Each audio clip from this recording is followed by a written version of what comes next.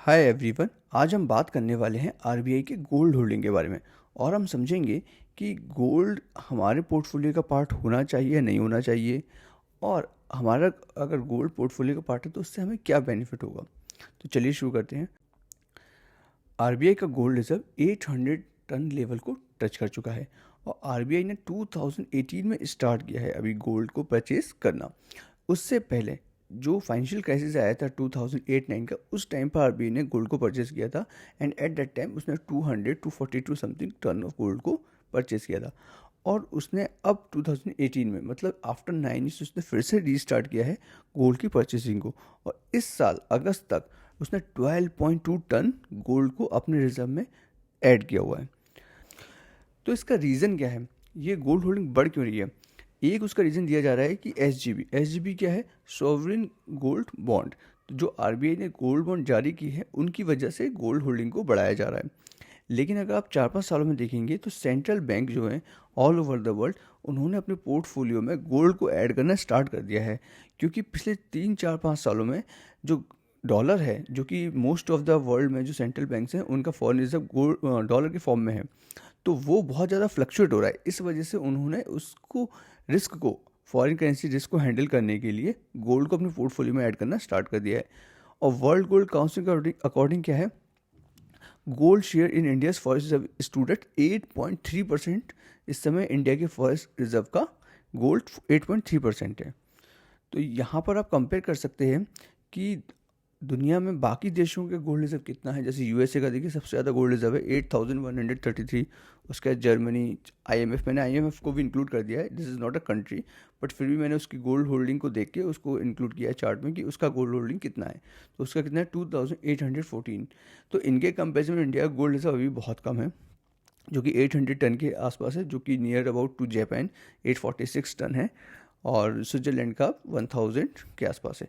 बाकी आप चाइना का भी देख सकते हैं 2165, और रशिया का भी अच्छा खासा गोल्ड होल्डिंग है 2332। अगर हम इसको परसेंटेज वाइज देखें कि फॉरेक्स रिजर्व जो है उसके हिसाब से कितना परसेंटेज है, तो यूएसए में गोल्ड का जो रिजर्व है वो उसके फॉरेक्स का 68.6% है। तो ये काफ़ी ज़्यादा है गोल्ड का रिजर्व। इन बाकी चारों कंट्रीज़ में भी देख सकते हैं, USA, Germany, Italy, France. Russia का भी 25% है। चाइना का बहुत कम है, 4%। चाइना का ज़्यादातर जो फॉरेक्स है वो डॉलर्स में है। क्यों? क्योंकि वो एक्सपोर्ट करता है। मोस्ट ऑफ द आइटम्स उसके एक्सपोर्ट किए जाते हैं, जिससे उसको काफ़ी ज़्यादा इनकम जनरेट होती है, वो डॉलर में होती है। फिर वो उस डॉलर को इन्वेस्ट करता है किस में, ये जो यूएसए की गोल्ड बॉन्ड्स वो सॉरी यूएसए के बॉन्ड्स जो जारी होते हैं उनको में करता है, जो कि काफ़ी सेफेस्ट माने जाते हैं प्लानेट पे, पूरे अर्थ में। खैर वो अलग टॉपिक ऑफ डिस्कशन हो जाएगा। और इंडिया में कितना है उसका परसेंटेज फॉरेक्स का, 8.3%। अब गोल्ड का रिलेशन क्या है इन्फ्लेशन से, करेंसी से? तो देखिए, गोल्ड का अगर इम्पोर्ट करते हैं तो इम्पोर्ट करने से क्या होता है, करेंसी की वैल्यू जो है वो डिक्रीज़ होगी। और अगर उसको एक्सपोर्ट करेंगे तो क्या होगा, करेंसी की वैल्यू अप्रिशिएट होगी। अब इंडिया क्या है, नेट इम्पोर्टर है, ठीक है। तो अगर आरबीआई अपनी गोल्ड होल्डिंग को बढ़ाएगा, उससे क्या होगा, करेंसी डिक्रीज होगी, मतलब रुपी विल डिक्लाइन।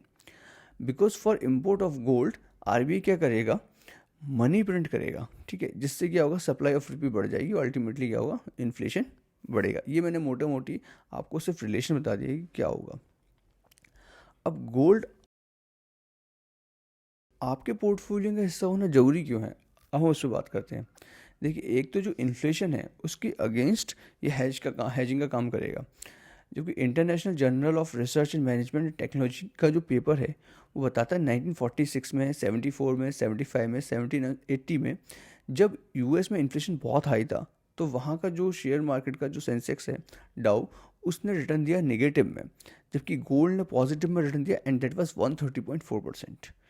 आप पिछले 2-3 साल का डेटा जो 2018 से 20 का देखिए, तो निफ्टी बहुत वॉलेटाइल रही, ठीक है। और उस टाइम पे निफ्टी ने रिटर्न दिया 10% के राउंड में, ठीक है, कैगर से।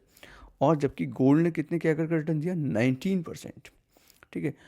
थर्ड इंपॉर्टेंट पॉइंट कि वर्ल्ड गोल्ड काउंसिल के अकॉर्डिंग जब जब इंडिया में इन्फ्लेशन 1% बढ़ता है, गोल्ड की डिमांड 2.6% बढ़ जाती है, ठीक है। तो मतलब जो इन्फ्लेशन है उसके अकॉर्डिंग भी काम कर रहा है हमारा गोल्ड, उसके हेज के तौर पे काम कर रहा है।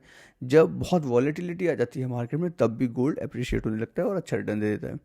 और इंडिया में क्या है, गोल्ड करेंसी के अगेंस्ट में भी, जो करेंसी डिप्रिशिएट हो रही है, रुपये की वैल्यू डिक्लाइन हो रही है, उसके अगेंस्ट में भी प्रोटेक्शन देता है। डेवलप्ड कंट्री में तो ठीक है, वो इन्फ्लेशन के अगेंस्ट दे रहा है, इंडिया में तो दोनों काम कर रहा है, इन्फ्लेशन के अगेंस्ट तो दे ही रहा है और साथ में करेंसी डिप्रिशिएशन के अकॉर्डिंग भी हमें गोल्ड प्रोटेक्ट करता है। क्योंकि गोल्ड की वैल्यू तो इंटरनेशनली चल रही है, लेकिन जो करेंसी की वैल्यू है वो क्या हो रही है, रुपये की वैल्यू घट रही है लेकिन डॉलर की तो बढ़ रही है। ठीक है, तो आपके $100 थे कल, हो उनकी वैल्यू पहले $80 $1 की माने तो लगभग 8,000 हो गई। अब वो अगर $1 90 का हो गया तो उसकी वैल्यू 9,000 हो गई। तो आपके थे तो $100 ही, लेकिन आपकी उसकी वैल्यू $100 की वैल्यू चेंज होती गई है ना। लेकिन जो गोल्ड है, गोल्ड की वैल्यू इंडिया में भी अभी भी उतनी है और यूएस में भी उतनी है। तो उस हिसाब से देखा जाए तो करेंसी को जो डिप्रिशिएट हो रहा है उससे भी प्रोटेक्ट गोल्ड करता है। सेकेंड इज कि जो भी कभी भी क्राइसिस आता है वर्ल्ड में, आप कोविड टाइम में देखिए शेयर मार्केट गिरने लगा, सारे स्टॉक प्राइसेस गिर गए, सारे स्टॉक्स नीचे आ गए, बिल्कुल लोअर लेवल पर टच करने लगे। और रशिया यूक्रेन वॉर देख लीजिए, अभी जो इसराइल में क्राइसिस चल रहा है गाजा में, उसमें देख लीजिए। तो इन सारी सिचुएशन में गोल्ड की प्राइस शूट अप हुई है ना। वो टाइम टेस्टेड है, हिस्टोरिकली प्रूवन है, बिल्कुल बहुत लंबे टाइम से आप गोल्ड की हिस्ट्री देखोगे तो गोल्ड उस टाइम से अभी तक चला आ रहा है और टाइम टेस्टेड है, बिल्कुल अगेंस्ट क्राइसिस में गोल्ड ही काम आता है लोगों के। तो रियल एसेट, तो जो गोल्ड है वो हमारा क्या रियल एसेट है, वो क्या है, यूनिवर्सल है और उसकी खुद की एक इंट्रिंसिक वैल्यू है। एंड अराउंड द ग्लोब आप चले जाइए, अगर आपके पास गोल्ड है तो इंडिया में भी उसकी वैल्यू है। आप रशिया चले जाइए, यूएसए चलिए, चाइना चले जाइए, जहाँ भी आप जाएंगे गोल्ड की तो इंट्रिंसिक वैल्यू है और वहाँ पर उसकी वैल्यू वही रहेगी।